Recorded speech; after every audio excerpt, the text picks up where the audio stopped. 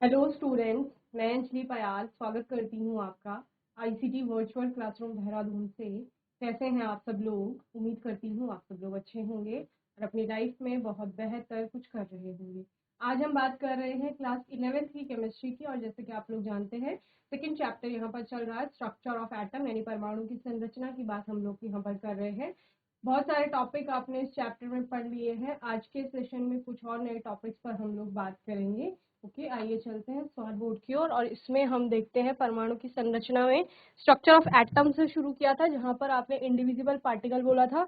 Then खोज हुई सब एटॉमिक पार्टिकल्स की, जिसमें आपका सबसे पहले डिस्कवरी ऑफ इलेक्ट्रॉन के बारे में हमने पढ़ा था, जो कि आपका कैथोड रे एक्सपेरिमेंट में आपको देखने को मिला था। देन हमने एनोड रे एक्सपेरिमेंट में किसकी, प्रोटॉन की के बारे में पढ़ा।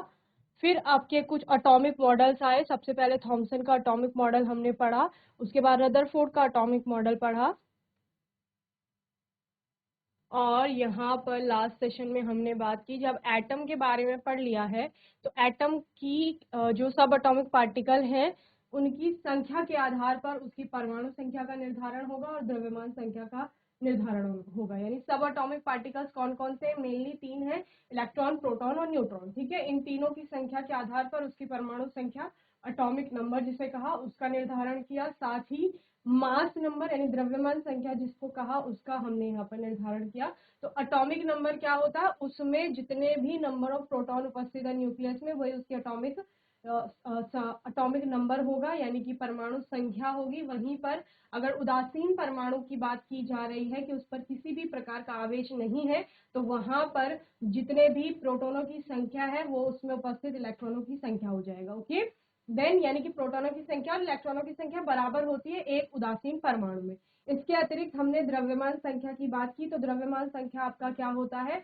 प्रोटॉनों की संख्या प्लस न्यूट्रॉनों की संख्या। क्योंकि आपने बोला पूरे एटम का द्रव्यमान कहाँ है? उसके नाभिक में स्थित है, और नाभिक में क्या क्या उपस्थित है? प्रोटॉन और न्यूट्रॉन उपस्थित है। तो जो उनकी कुल संख्या है वहां पर वही द्रव्यमान संख्या होगी किसी भी जो एटम की जब आप बात कर रहे हैं उसके लिए। ओके, फिर यहाँ पर हमने आइसोबार्स और आइसोटोप्स पढ़े थे। आइसोबार्स क्या थे? ऐसे परमाणु हैं जिनमें परमाणु की जो द्रव्यमान संख्या है वो समान होती है, लेकिन परमाणु संख्या भिन्न भिन्न होगी, तो उसको आइसोबार यानी समभारिक कहा जाएगा। समस्थानिक आइसोटोप्स, आइसोटोप्स आपके क्या हैं? जहां पर परमाणु की संख्या समान है लेकिन द्रव्यमान संख्या भिन्न भिन्न होगी, तो उसको आइसोटोप यानी समस्थानिक कहा जाता है। ओके, इसके अलावा यहाँ पर एक न्यूमेरिकल हमने देखा था।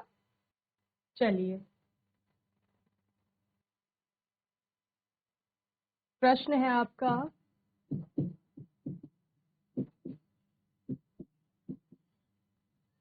किसी स्पीशीज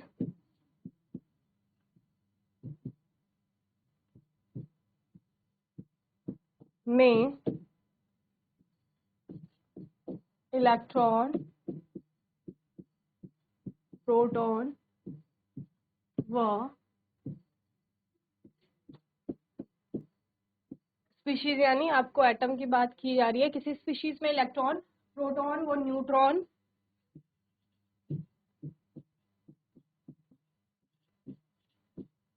की संख्या क्रमशः 18, 16 व 16 है। इसके रासायनिक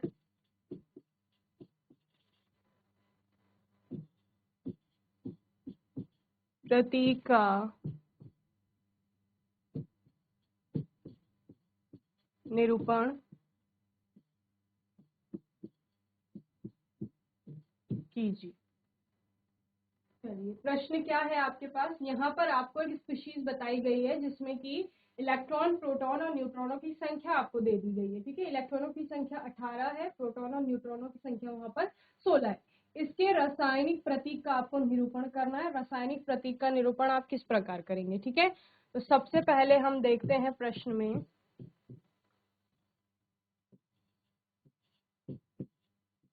इलेक्ट्रॉन की संख्या कितनी है?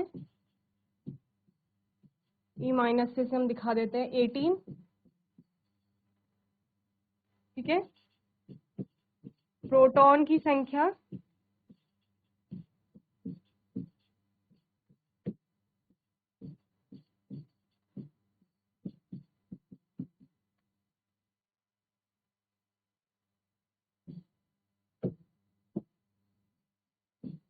सोलह,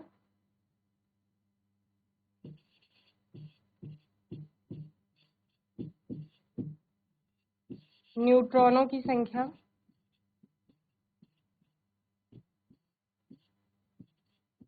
वो भी कितनी है आपकी 16।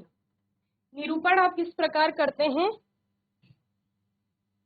इस प्रकार से करते हैं जहां पर कि आपका Z क्या है, परमाणु का क्रमांक होती है, परमाणु संख्या जिसे आप कहते हैं एटॉमिक नंबर, वहीं पर A आपका क्या है, द्रव्यमान संख्या है, और X क्या हो जाता है, उस तत्व का प्रतीक हो जाता है, सिंबल हो जाता है। क्लियर। तो इतना निकालने के लिए सबसे पहले आपके पास Z होना चाहिए। तो आपको पता है जो भी यहाँ पर प्रोटॉनों की संख्या होगी वही उसका परमाणु का क्रमांक होगा। क्लियर। फिर आपने बात की द्रव्यमान संख्या की, तो द्रव्यमान संख्या क्या है, प्रोटॉनों की संख्या प्लस न्यूट्रॉनों की संख्या। क्लियर। चलिए, तो सबसे पहले हम बात करते हैं Z is equal to, Z क्या है आपका, परमाणु क्रमांक या परमाणु संख्या।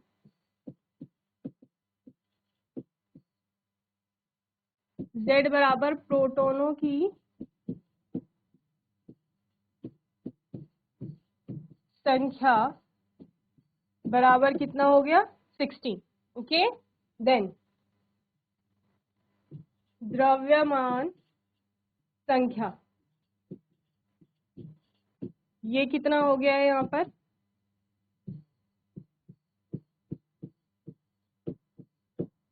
प्रोटॉनों की संख्या प्लस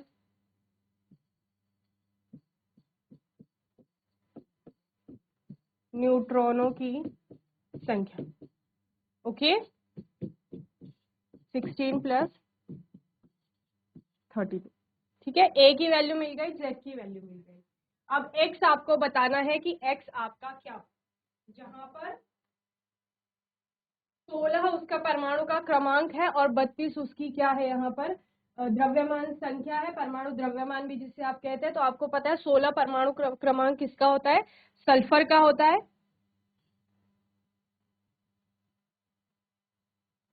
इस तरह से। ठीक है, लेकिन आपको एक चीज देखनी है यहाँ पर कि जो हमने इलेक्ट्रॉनों और प्रोटॉनों की बात यहाँ पर की, इलेक्ट्रॉन और प्रोटॉनों की बात कर रहे थे, तो दोनों की संख्या समान नहीं है, यानी उदासीन परमाणु तो आपका नहीं है। ठीक है, तो फिर कैसा परमाणु है, आवेशित परमाणु है। आवेशित परमाणु है तो कैसा आवेश इस पर होगा वो आपको ध्यान देने वाली बात है, क्योंकि यहाँ पर आवेश इलेक्ट्रॉन पर आपका निगेटिव चार्ज होता है, क्योंकि इलेक्ट्रॉनों की संख्या अधिक है। प्रोटॉन आपकी 16 है लेकिन इलेक्ट्रॉन कितने, 18। तो 2 नेगेटिव चार्ज आपके एक्स्ट्रा हैं, तो वो आप यहाँ पर क्या लगा देते हैं, सल्फर 2 नेगेटिव। क्लियर। तो ये आपका क्या हो जाएगा, यहाँ पर आप लिख लेंगे यह स्पीशीज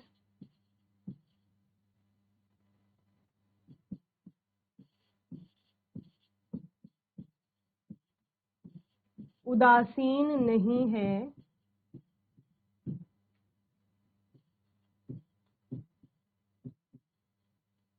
क्योंकि इसमें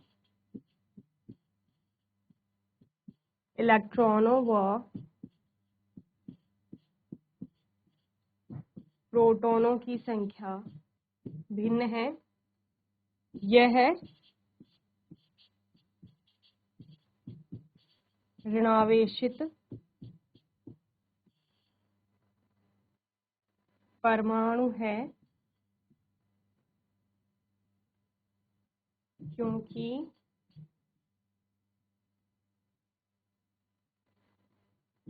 इलेक्ट्रॉन की अधिकता है यहाँ पर।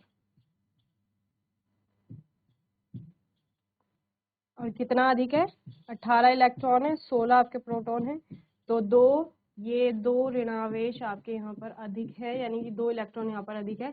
तो इसने यानी कि 2 इलेक्ट्रॉन कहीं से ग्रहण किए। समझ रहे हैं। ये इसका क्या हो जाएगा, रासायनिक प्रतीक हो जाएगा। ओके, चलिए जल्दी से नोट करिए इसे। चलिए आगे चलते हैं। ये देखिए, ये आइसोटोप और आइसोबार्स के बारे में बताया गया है यहाँ पर। ये आइसोटोप है आपका, जैसे कार्बन के आपने आइसोटोप देखे थे 6C12, 6C13 और 6C14, ठीक है।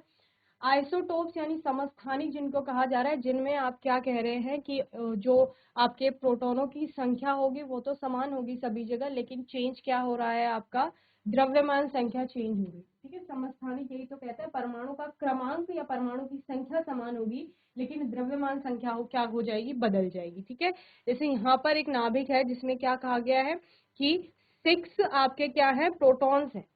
तो ये येलो कलर के जो है, ये प्रोटोन आपको बता रहा है न्यूक्लियस में 1 2 3 4 5 6 आपके क्या है, प्रोटॉन्स है यहाँ पर। ओके, देन न्यूक्लियस में अब अभी भी प्रोटोनों की संख्या कितनी है, 6 ही है, क्योंकि परमाणु का क्रमांक 6 है, ठीक है। सो 1 2 3 4 5 6 आपके क्या है यहाँ पर, नंबर ऑफ प्रोटॉन्स है। इस वाले में भी देखेंगे तो 2 3 5 1 6 ही क्या है, प्रोटॉन्स है। लेकिन जब हम किसकी बात कर रहे हैं, द्रव्यमान संख्या की बात कर रहे हैं, तो वो बदल रहा है। और द्रव्यमान संख्या क्या है, प्रोटॉनों की संख्या प्लस न्यूट्रॉनों की संख्या। तो प्रोटॉनों की संख्या तो सेम ही है सभी जगह, 6 है। इसका मतलब क्या है, न्यूट्रॉनों की संख्या बदल रही है वहां पर। ओके, जैसे यहाँ पर बात करेंगे तो यहाँ पर ये जो आपको न्यूट्रॉन है ये 6 होंगे यहाँ पर भी, ठीक है। 6 + 6 कितना हो गया, 12 हो गया। लेकिन यहाँ पर न्यूट्रॉन 6 नहीं है, यहाँ पर कितने हैं, 7 न्यूट्रॉन है आपके। Okay, then 7 + 6 13। ओके, यहाँ पर न्यूट्रॉन आपके कितने हो गए हैं, 8 हो गए हैं। ओके, देन 8 + 6 कितना हो गया आपका, 14 आ रहा है द्रव्यमान संख्या। तो इस तरह से हमने क्या देखा, आइसोटोप्स के बारे में देखा। आइसोबार्स में क्या होता है आपका, आइसोबार्स में यहाँ पर जो क्या होगा आपका, न्यूट्रॉनों और प्रोटॉनों की जो संख्या होगी, जो उनका टोटल होगा वो बराबर होगा, लेकिन प्रोटॉनों की संख्या सभी जगह क्या हो रही होगी, बदल रही होगी। ओके, ये आपका आइसोबार्स, ये भी आपका आइसोटोप है। क्यों, क्योंकि समस्थानिक है ना, सब जगह आपका परमाणु का क्रमांक समान है। ओके, चलिए नया टॉपिक है आपका, wave nature of electromagnetic radiation. Electromagnetic radiation का वेव नेचर हम समझते हैं। जेम्स मैक्सवेल ने 1870 में was the first to give a comprehensive explanation about the interaction between the charged bodies and the behavior of electrical and magnetic field on macroscopic level, ठीक है। सबसे पहले जेम्स मैक्सवेल ने अपना एक्सप्लेनेशन दिया था किसका, about the interaction between the charge bodies and the behaviour of electrical and magnetic field, ठीक है। चार्ज बॉडीज, आवेशित जो बॉडीज थी उनका, और किसका, दूसरा इलेक्ट्रिकल और मैग्नेटिक फील्ड में उनके बिहेवियर को मैक्रोस्कोपिक लेवल पे एक्सप्लेन किया। He suggested that when electrically charge particle moves under acceleration, जब भी कोई इलेक्ट्रिकली चार्ज पार्टिकल जो होता है वो मूव करता है एसिलरेशन के अंडर में, alternating electrical and magnetic field are produce and transmitted. Okay, वहां पर ऑल्टरनेटिंग जो क्या होता है, इलेक्ट्रिकल और मैग्नेटिक फील्ड होता है, वो प्रोड्यूस हो जाता है और ट्रांसमिट होता है, ऐसा उन्होंने बोला। These fields are transmitted in the form of waves called electromagnetic wave. These field are transmitted in the forms of wave. जो ये फील्ड यहाँ पर जनरेट हो रहे हैं या ट्रांसमिट हो रहे हैं, ये किसकी फॉर्म में बन रहे हैं, आपके वेव्स की फॉर्म में बन रहे हैं। और वो वेव्स क्या है, इलेक्ट्रोमैग्नेटिक वेव्स उनको कहा जाएगा, और इलेक्ट्रोमैग्नेटिक रेडिएशंस कहेंगे। Light is the form of radiation known from early days, and speculations about its natures dates back to remote ancient time. In earlier days, Newton light was supposed to be made of particles, corpuscular या corpuscles जिनको आप कहते हैं। जो light है उसको किसके रूप में माना, कणों के रूप में माना, कि वो छोटे छोटे कण के रूप में या कणिकाओं के रूप में होता है। ओके, पार्टिकल्स के रूप में। चलिए, कुछ इस तरह की वेव्स प्रोड्यूस होंगी, और दोनों वेव्स एक दूसरे के क्या होती हैं, परपेंडिकुलर होती हैं, लंबवत होंगी, आप ऐसा पढ़ेंगे। और इस तरह से वेव बन रही है एक, और एक इस तरह से बन रही है, ठीक है। ये मैग्नेटिक फील्ड है। मैग्नेटिक फील्ड अगर आपका इस तरह से है, इस तरह से, तो उसके लंबवत क्या होगा, इलेक्ट्रिकल फील्ड। समझ रहे हैं, तो ये आपका क्या हो जाएगा, इलेक्ट्रिकल फील्ड हो जाएगा, ठीक है। और ये क्या है, ये मैग्नेटिक फील्ड है। यानी एक्स एक्सिस पर अगर मैग्नेटिक फील्ड है आपका तो वाई एक्सिस पर क्या जा रहा है, ठीक उसके लंबवत इलेक्ट्रिकल फील्ड जा रहा है. Although electromagnetic wave motion is complex in nature, we will consider here only a few simple properties. हम कुछ प्रॉपर्टीज की बात करेंगे यहाँ पर. The oscillating electric and magnetic field produced by oscillating charge particles are perpendicular to each other and both are perpendicular to the direction of propagation of the wave. Simplified picture of electromagnetic wave is this. Okay, तो यहाँ पर क्या कहा गया, जो oscillating electric और magnetic field है, oscillating यानी दोलायमान जिनको आप कहते हैं, दोलन हो रहा है जिनमें ऑसिलेशन आपको देखने को मिल रहा है, तो वो इलेक्ट्रिक और मैग्नेटिक फील्ड जो प्रोड्यूस हो रहे हैं ऑसिलेटिंग चार्ज पार्टिकल से, वो एक दूसरे से क्या है, परपेंडिकुलर है and perpendicular to the direction of propagation. Direction of propagation है उसके भी क्या है, वो भी उनका क्या है, परपेंडिकुलर है. ठीक है, इस प्रकार से एक इस एक्सिस पर जाएगा आपका और एक इस एक्सिस. ओके, चलिए नेक्स्ट प्रॉपर्टी है, अनलाइक साउंड वेव और water wave, electromagnetic wave do not require medium. जैसे कि साउंड वेव्स को, ध्वनि तरंगों को, और वाटर वेव जल तरंगों को किसकी आवश्यकता होती है, मीडियम की आवश्यकता होती है, यानी माध्यम की आवश्यकता होती है. यहाँ पर इलेक्ट्रोमैग्नेटिक वेव्स को माध्यम की आवश्यकता नहीं होती है. Okay, It is now well established that there are many types of electromagnetic radiations which differ from one another in wavelength or frequency. These constitute what is called electromagnetic spectrum. Different regions of the spectrum are identified by different names. Okay, it is now well established that there are many types of electromagnetic radiations. ठीक है, अभी क्या है, बहुत type के electromagnetic radiations के बारे में हम लोगों ने पढ़ लिया, which different from one another in wave length और फ्रीक्वेंसी, जो कि क्या होते हैं, एक दूसरे से उनकी तरंग दैर्ध्य और आवृत्ति के आधार पर भिन्न भिन्न होते हैं. This constituent what is called electromagnetic spectrum. ठीक है, जिनको कि क्या कहा जाता है, इलेक्ट्रोमैग्नेटिक स्पेक्ट्रम कहा जाता है. Different regions of the spectrum are identified by different name. Spectrum के अलग अलग जो भाग हैं उनको अलग अलग नामों से यहाँ पर जाना जाता है. Okay, some example are radio frequency region around 106 hertz used for broadcasting. Microwave region are around 1010 hertz used for radar. Infrared region around 1013 hertz used for heating. Ultraviolet region around 1016 hertz, a component of sun's radiation.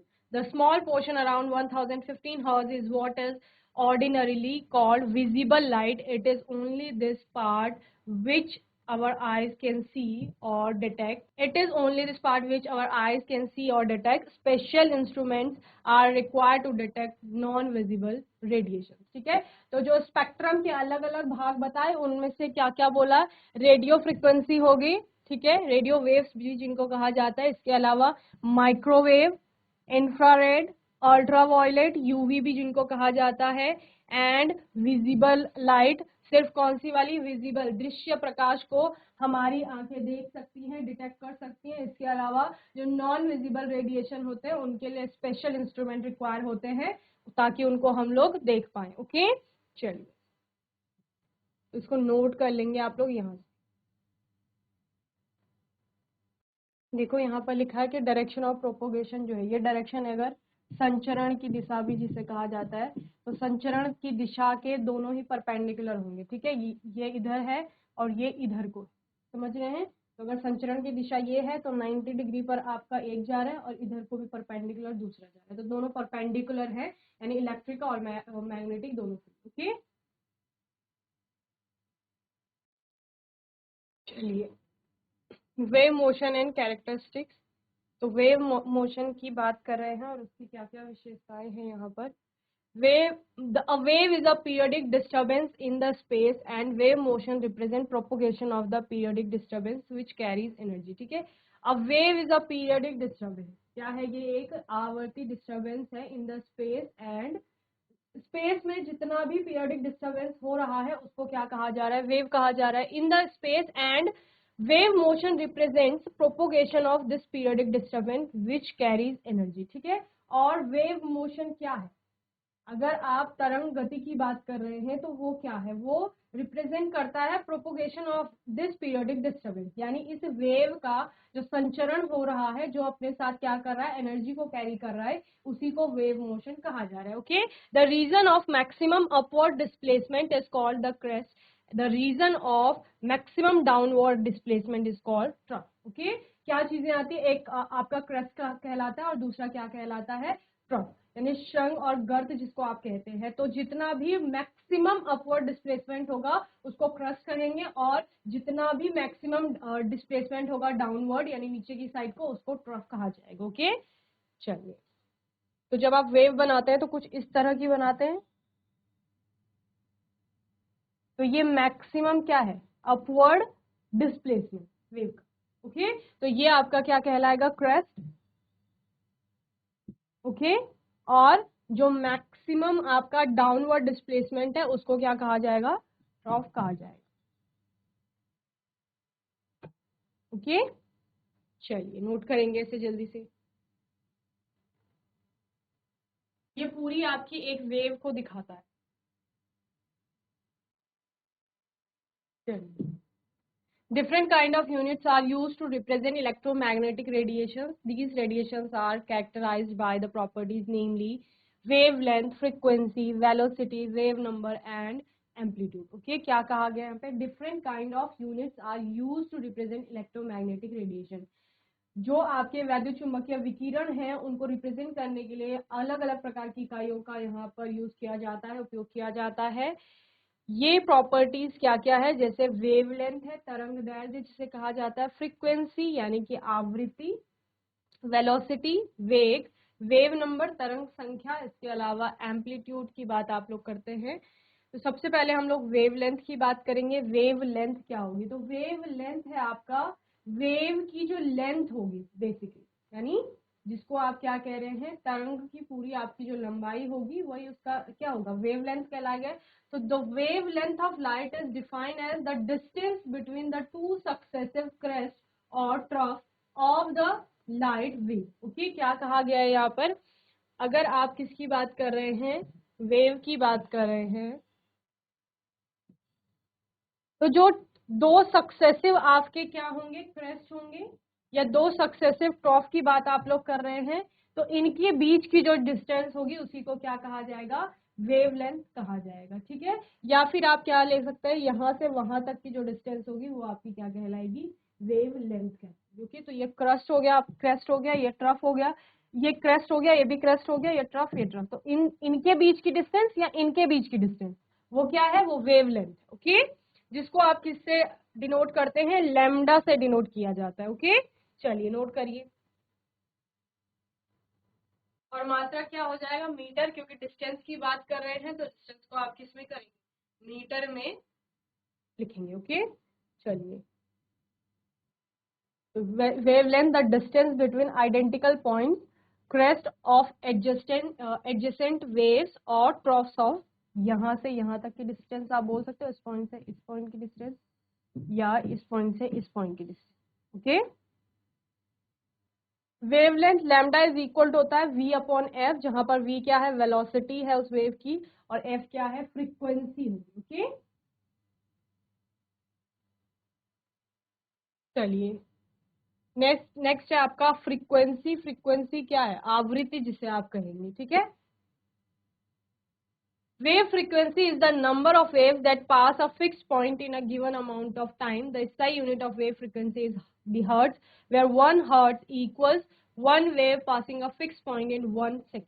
Okay, क्या कहा गया है, wave frequency क्या है, तरंग की आवृत्ति क्या है आपकी, नंबर ऑफ वेव्स, तरंग क्या है ये, नंबर ऑफ वेव्स यानी कि तरंगों की संख्या है, that pass a fixed point, जो कि क्या कर रही है, एक फिक्स पॉइंट को पास कर रही है, यानी वहां से गुजर रही है, in a given amount of time, यानी फिक्स टाइम में वहां से जितनी नंबर ऑफ वेव्स पास हो रही हैं उन्हीं को क्या कहा जा रहा है, वेव फ्रीक्वेंसी कहा जा रहा है। ओके, और इसकी एसआई यूनिट आपकी हर्ट्ज है, और क्या बताया गया है, एक हर्ट्ज आपका क्या है, जहां पर एक वेव एक सेकेंड में पास हो रही है, वो एक hertz. Okay, clear.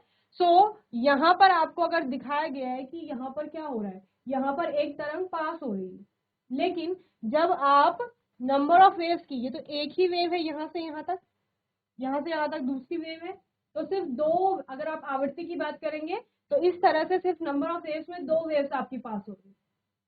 Same time पर अगर आप इसकी बात करेंगे तो 1 2 3 4 चार वेव पास हो रही, तो इसकी आवृत्ति क्या होगी, ज्यादा होगी, तो ये हाई फ्रीक्वेंसी का सिग्नल है, जबकि ये लो फ्रीक्वेंसी का सिग्नल आपका होगा। ओके, चलिए फ्रीक्वेंसी के बाद नेक्स्ट है आपका वेव वेलोसिटी। तो wave velocity is the distance travelled by the wave per unit time. Per unit time में आपकी वेव ने कितना डिस्टेंस ट्रेवल किया है वो क्या हो जाएगी, वेव वेलोसिटी हो जाएगी। ओके, तो लैम्डा इज इक्वल टू, आपने कहा था F by V by F होता है, तो v इज इक्वल टू क्या हो जाएगा, lambda into F. Wave number, तरंग संख्या क्या है, it is the number of waves present per meter and is equal to the reciprocal of the wavelength. ठीक है, वेवलेंथ का रेसिप्रोकल होगा, या क्या कहा जा रहा है, it is the number of waves, ये तरंगों की संख्या है प्रेजेंट पर मीटर, जो कि पर मीटर में प्रेजेंट है, and is equal to the reciprocal of wavelength. और क्या होगा, वेवलेंथ का उल्टा होगा। लास्ट है हमारा amplitude. The amplitude of a wave is the distance from the centre line और the still position to the top of a crest और to the bottom of a trough. Okay, तो ये आपका क्या हो गया, एम्पलीट्यूड हो गया। एम्पलीट्यूड क्या है, जो मीन पोजीशन है, सेंटर पोजीशन है, वहां से कितना डिस्टरबेंस हुआ है उसको क्या कहा जा रहा है, एम्पलीट्यूड कहा जा रहा है, जो कि आपका distance from the centre line the still position to the top of a crest, यहां से टॉप ऑफ अ क्रेस्ट के बीच की क्या डिस्टेंस है, और यहीं से आपका जो ट्रफ है उसकी डिस्टेंस कितनी, वही आपका क्या है, एम्पलीट्यूड। ओके, चलिए, तो यहाँ तक आप लोग अच्छे से रिवाइज कर लेंगे। आज के सेशन में हमने इलेक्ट्रोमैग्नेटिक रेडिएशन के बारे में पढ़ा, इसके अलावा वेव की प्रॉपर्टीज हम लोग देख रहे थे, जिसमें हमने वेवलेंथ की बात की, फ्रीक्वेंसी की बात की, वेलोसिटी हम लोगों ने यहाँ पर देखा, एम्पलीट्यूड हो गया, वेव नंबर्स हो गया, इन सभी को आप लोग बहुत अच्छे से पढ़ लेंगे, रिवाइज कर लेंगे, और बाकी आपका कोई डाउट आएगा, क्वेश्चन आएगा तो आने वाले सेशन में आप लोग पूछ लेंगे। और तब तक के लिए आईसीटी वर्चुअल क्लासरूम से जुड़ने के लिए धन्यवाद।